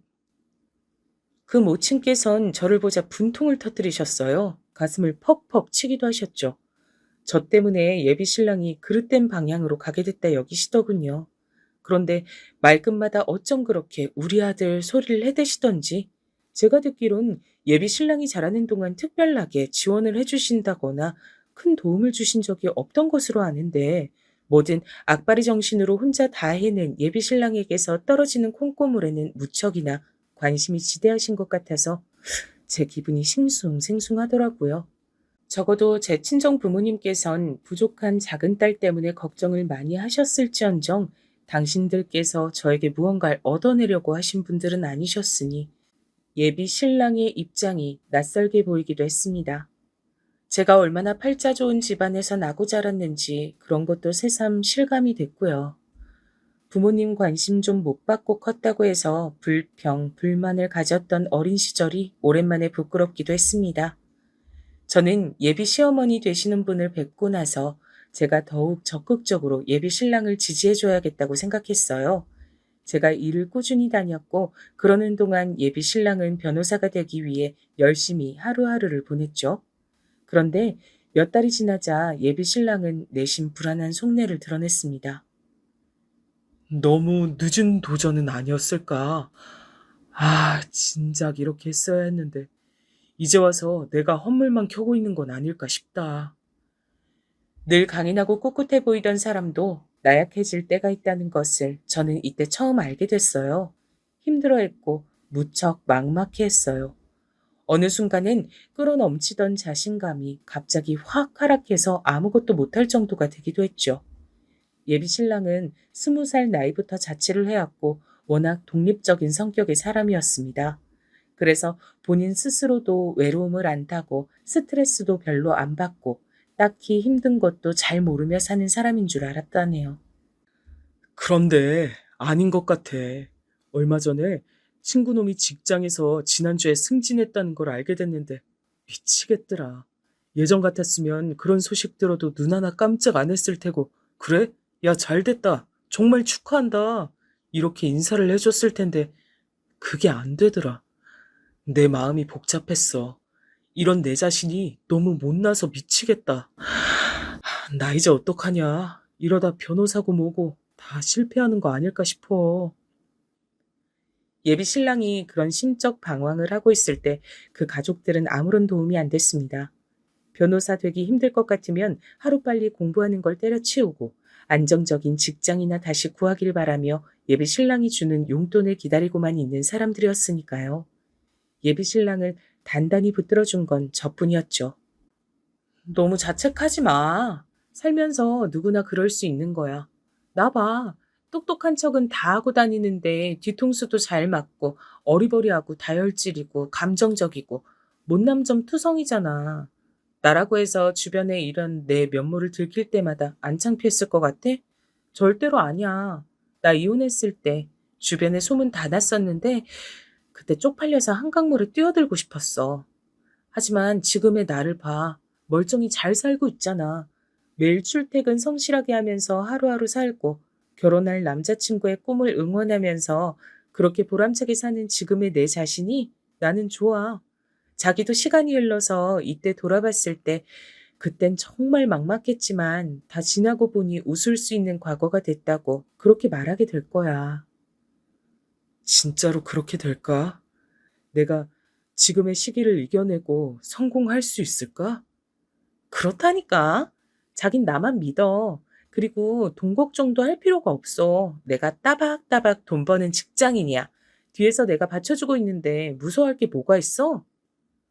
처음 봤을 땐 저렇게 사람이 허술하고 맹해서 어떻게 하나 싶었는데 이미지가 내 안에서 이제 바뀐 것 같다. 내가 지켜줘야 할 여자가 아니라 내가 도움받고 의지해도 될 여자로 보인다. 정말 든든하네. 고마워. 나 정신 바짝 차리고 열심히 할게. 저에게 예비 신랑은 무척 감동을 했습니다. 항상 뭐든 베푸는 쪽에서 살아왔던 예비 신랑은 자기가 맹목적으로 받아보기만 한 게 처음이라 그랬어요. 특히나 예비 신랑은 자기 가족들의 기대를 늘 짊어져야 했으니까요. 참고로 예비 시아버지 되시는 분께선 건강이 안 좋으셨답니다. 그래서 예비 신랑은 남들보다 이르게 가장 역할을 해오며 지내왔던 거예요. 한바탕 예비 신랑이 심적 방황을 거친 게 끝이 나고 다시 공부에 매진을 하자 예비 시어머니께선 저를 향해 놀랍단 눈초를 보내오셨습니다. 이제 보니까 아주 만만치 않은 아가씨였네. 처음엔 남의 집 귀한 아들 가지고 자기 입맛대로 장난질을 치는가 싶었는데 제법 살뜰하게 뒷바라지를 이어가잖아. 다시 봤어요. 이 정도면 그 정성은 내가 인정을 해줘야죠. 우리 아들을 믿어주고 밀어줘서 내가 엄마로서 고마운 마음입니다. 아니에요, 어머님. 재능과 꿈을 다 갖춘 사람을 그냥 지나칠 수가 없어서 옳은 길을 걸을 수 있도록 전 열심히 응원만 해줬을 뿐이에요. 아, 그리고 이제 말씀 편하게 하세요. 그렇게 해주실 거죠? 저를 아직 못마땅해 하며 경계심 어린 기색을 보이고 계셨던 예비 시어머니를 향해 제가 먼저 부드러운 신호를 보내드렸죠. 그랬더니 그때부턴 말씀도 편하게 하시고 여러모로 저를 허물없이 대하시더군요. 저를 예비 며느리로 정식 도장 찍어주신 것 같아서 저는 좋게 생각했답니다. 변호사, 아무나 되는 거 아니라는 친정언니의 말은 정말이었어요. 쉽게 되리라곤 당연히 예상하진 않았지만 예비 신랑이 딱 봐도 보통 내기의 인물은 아니었기에 어찌 되든 되긴 할 거라고 믿었는데 만만치 않더라고요. 변호사 시험에 한 번 떨어지면 다음을 기약하며 또 피눈물 나는 인고의 시간을 보내야 했으니까요. 주변 사람들을 초조하게 만들고 당사자의 애간장을 다 태우는 시험이었습니다. 예비 신랑이 변호사 시험 합격의 문턱에서 정말 아깝게 낙방이라는 고배를 마셨고 전 묵묵히 다시 뒷바라지를 해주었습니다. 예비 시어머니의 사촌언니 되시는 분께서 도중에 심장마비로 돌아가시는 큰 일이 있었는데 그때도 제가 장례식장에 가서 얼굴을 비추고 이런저런 일도 거들었었죠. 예비 시댁의 분들도 그래서 저를 거의 다 알았어요. 제가 묵묵하게 열심히 예비 신랑의 변호사 준비 뒷바라지를 해온 것 그 역시도 모두 알고 있었고요. 그 앞에서 예비 시어머니께선 목에 힘을 주셨었습니다. 특히나 당신의 친정 식구들이 거의 다 얼굴을 비춘 현장이었기에 장례식이었을지라도 자랑할 만한 기회를 온전히 놓치기란 아쉬웠던 모양이었죠. 우리 아들은 내가 낳았지만 정말 인류 최대의 미스테리야. 아니, 공부만 잘하든가 아님 인물만 좋든가 뭐든 하나만 특출나도 될 일인데 뭐 하나 빠짐없이 고루고루 잘나더니 부모한테 효도하겠답시고 그 좋은 머리 썩히지도 않고 변호사 시험을 알아서 척척 준비를 하지 않나. 조선시대 조신한 처녀들보다 더 지고지순한 여자 만나다가 뒷바라지를 받질 않나. 아이고, 우리 아들이 이렇게 대단하니까 기를 쓰고 고된 뒷바라지 하겠다고 자처하는 여자가 일 수밖에 없지. 내가 아들을 잘라도 너무 잘났어. 큰일이야. 그런데 그 자랑을 가만히 들어보면 결국은 돌고 돌아서 본인 자랑이었습니다. 대략 어떤 유형의 인물이신지 그때부턴 제가 제대로 감이 잡혔었죠. 어째서 예비 신랑이 어렸을 때부터 집안 어른들로부터 예쁨을 많이 받았음에도 무뚝뚝하고 초연한 사람으로 자라났는지 알 것도 같더라고요. 확대 해석을 잘하시고 본인 공으로 상황을 돌리는 걸 좋아하시고 호들갑 떠시는 건 더욱 좋아하시는 모친의 영향이 지대했던 듯 싶었습니다. 변호사 시험 때문에 시기가 기약이 없었을 뿐 결혼하기로 사실상 정해져 있던 사이기 때문에 저는 예비 시댁의 이모저모의 얼굴을 비추고 일도 하고 그러면서 지냈어요. 그러면서 제 친정에서도 예비 신랑이 변호사 시험을 다 끝나는 대로 결혼할 거라고 막연히 예상을 하게 됐고요. 제 친정과 예비 시댁의 차이가 있었다면 변호사 시험의 합격 유무를 따지는 것이었습니다. 그렇다면 혹시 제 친정에서 예비 신랑이 변호사 못 되면 결혼도 못 한다고 엄포라도 놨냐고요? 아니요. 놀랍게도 아니었어요. 친정 부모님께선 결혼에 관해선 제가 이제 관심도 없고 자포자기로 살 줄 알았는데 다시 짝을 찾았다는 것에 기뻐하시면서 사위가 변호사든 말든 상관없다고 여겨주셨거든요. 그런데 희한하게 예비 시댁 쪽에선 변호사 시험 결과에 신경을 기울였죠. 우리 아들을 살뜰하게 뒷바라지 해주고 여태까지 배신 안 하고 곁을 지켜줘서 정말 고맙구나. 그런데 설마 우리 아들이 변호사가 끝내 못 되면 그때 돼서 필요 없다고 휙 버리는 건 아니겠지? 그때 가서 우리 아들 배신 때리면 재미없을 줄 알아. 애초에 네가 꼬드겨서 변호사 하겠답시고 우리 아들이 지금 여태 저러고 있는 건데. 네? 아니에요. 그럴 리가요. 저는 애초에 변호사가 되고 싶은 남자를 만났던 게 아니라 평범하게 직장 생활하는 남자를 만났던 것 뿐인걸요. 자기의 오랜 꿈을 향해 도전하는 모습이 좋을 뿐이에요. 만약에 변호사가 못 된다고 하더라도 제 마음이 식진 않을 거예요. 상관없는 얘기니까요. 그러니? 네가 생각 외로 정신머리가 똑바로 박혀있네. 부디 지금 그 말이 입 바른 소리만이 아니었길 바라마. 근데 너 돈 좀 있니? 사는 형편이 원체 어렵진 않다 들었는데 일을 연봉 많이 받고서 다니는 건 아니잖아. 돈은 어떻게 좀 모았어? 아, 열심히 직장 생활하면서 그만큼 열심히 모으고 있습니다. 제가 돈 관리는 잘하는 편이라서요. 그래. 자신이 있는 모양이구나. 다행이야. 네가 비록 중소기업 라부랭이나 다니고 있지만 우리나라에 널린 것이 중소기업이고 드물게 중견기업과 대기업이니까 능력만 된다면 다들 중견기업하고 대기업에 다니고 싶겠지. 하지만 능력이 받쳐주는 사람은 내가 너무 잘 낳아놓은 우리 아들 정도로 무척 드문 경우니까 나는 그런 사실을 잘 아는 유식한 사람으로서 너를 후하게 평가 중이야. 나처럼 생각이 깊고 개념이 상당하게 갖춰진 시어머니를 만나게 된 걸 넌 아주 행운이라 생각해야 된다. 예비 시어머니의 화법은 제가 이제 꽤 들어봤고 적응도 다 마친 상태였기에 별로 진지하게 생각하진 않았습니다. 듣는 사람의 얼이 빠지는 말씀을 아무리 하셔도 전 그저 아, 저분이 자아도취를 또 하셨구나 이렇게 생각하고 말았죠. 제가 하도 수더분한 반응만 보이니까 나중이 되어서는 예비 시어머니께서도 제 앞에서 별다른 말씀을 안 하기 시작하셨던 것 같아요. 그래서 저는 설마 그분이 시간이 지나 제 속을 뒤집어 놓으실 줄은 몰랐습니다. 속 뒤집어지는 그때가 되기 이전에 제가 예비 시댁의 또 다른 인물과 엮인 것이 먼저였죠. 예비 신랑은 외동이 아니었거든요. 그 여동생, 저에겐 예비 시누이 되는 인물이었습니다. 아주 골 때리는 사람이었어요. 남매가 성향이 아주 달랐죠. 예비 신랑이 현실주의자라면 예비 시누이는 이상주의자였습니다. 에이씨, 항공사들이 죄다 눈이 삐었나? 왜 자꾸 나를 승무원 채용해서 불합격시키는 거야? 이젠 지원할 항공사도 아예 남아있질 않은데. 아, 안 되겠다. 옷 파는 쇼핑몰에서 모델이나 하면서 경력부터 쌓아야지. 언니 생각은 어떠세요? 제가 쇼핑몰 모델하면 그 경력이 승무원 지원하는 데 도움 되겠죠? 글쎄요. 그게 그렇게 연관이 있는지는 제가 잘 모르겠어요. 그쪽에 문외한이라서요.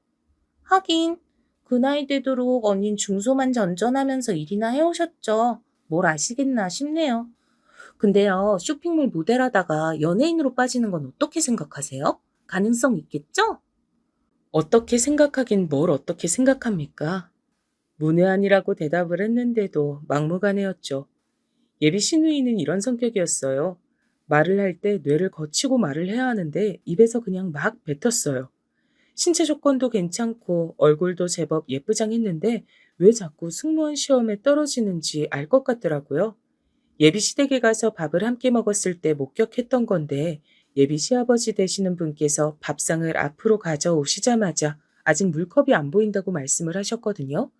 물컵 좀 놓으라고 그렇게 말씀을 하셨다면 그 의미가 뭐겠어요? 여러분이 만약 이 상황에서 그 요청을 받은 예비 시누이가 되셨다고 가정해보면 어떻게 행동하셨을 건가요? 당연히 컵에 물을 받아서 가져다 드리지 않겠어요. 하지만 예비 시누이는 컵만 가져왔습니다. 물컵만 갖다 드리고는 짜증을 내시는 본인의 부친을 향해 물 떠다 달란 요청은 따로 없었잖아요. 라고 받아치더군요.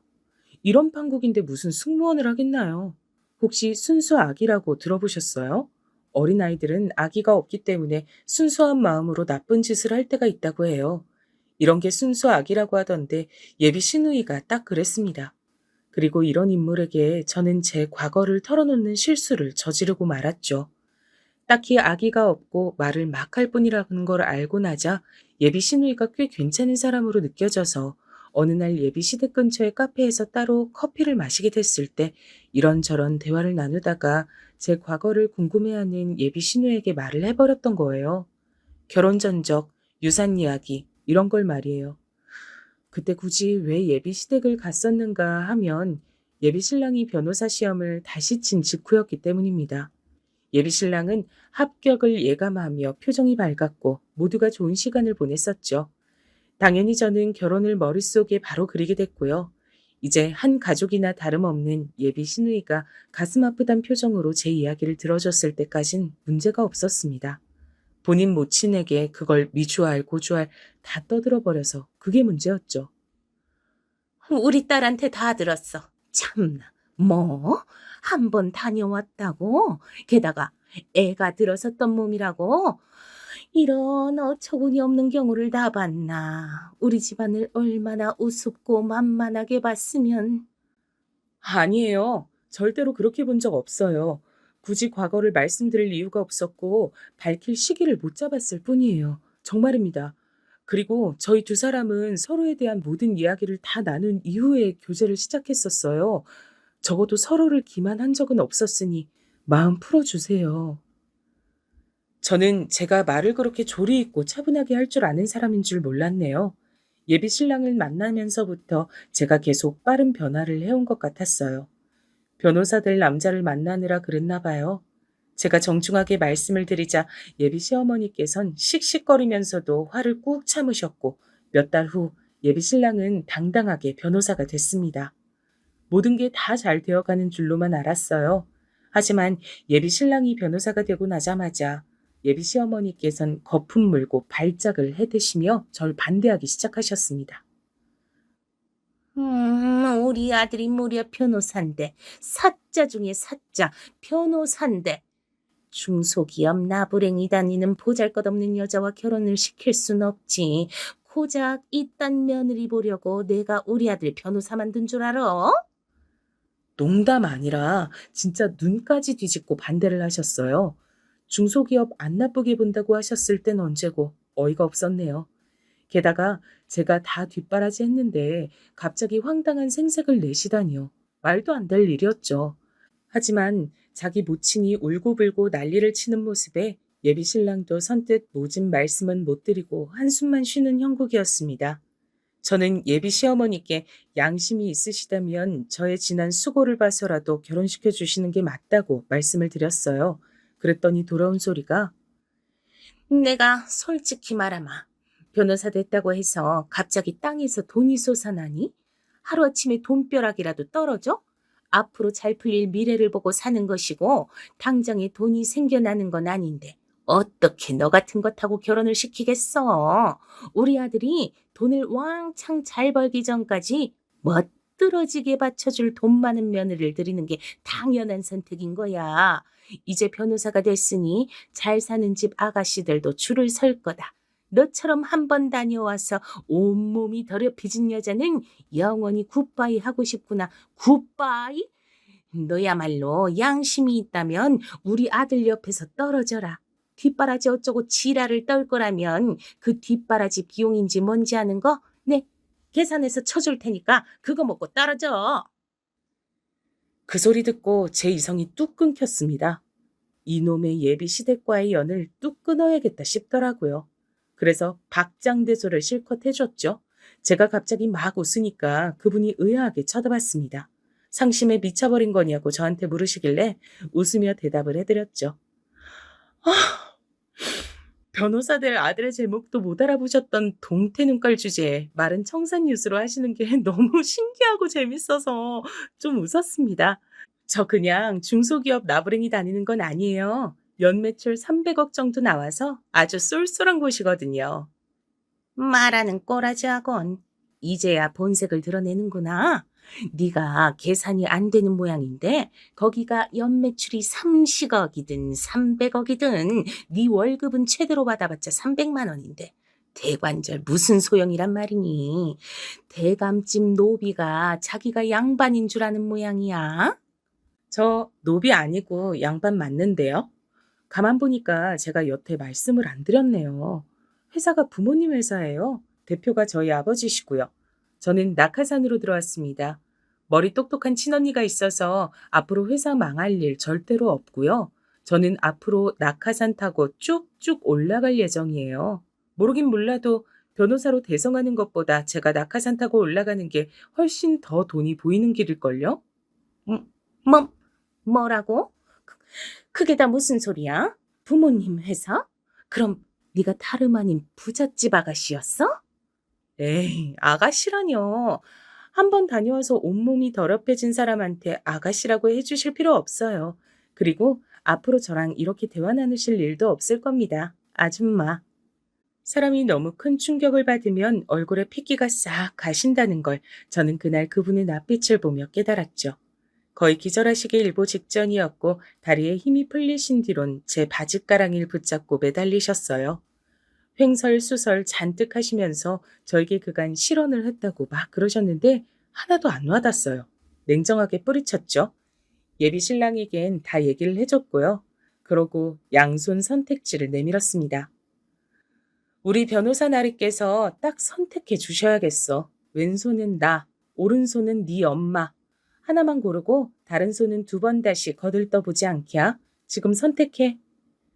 변호사가 된 이후로 기뻐 날뛰던 예비 신랑은 자기 모친과 저의 예상치 못한 마찰 때문에 피골이 상접한 모습이었죠.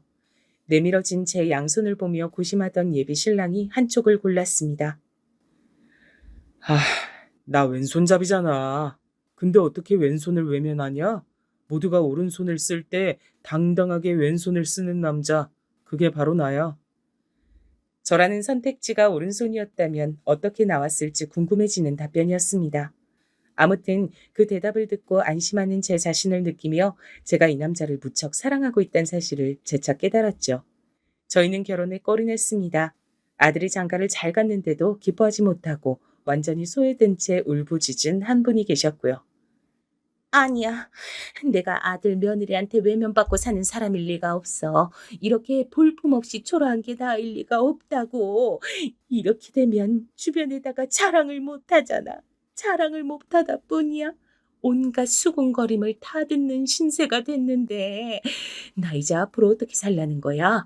부잣집 며느리, 변호사 아들 이걸 내가 왜 전부 놓치고 살아야 하는 건지 나는 당체 이해가 안 돼, 이해가.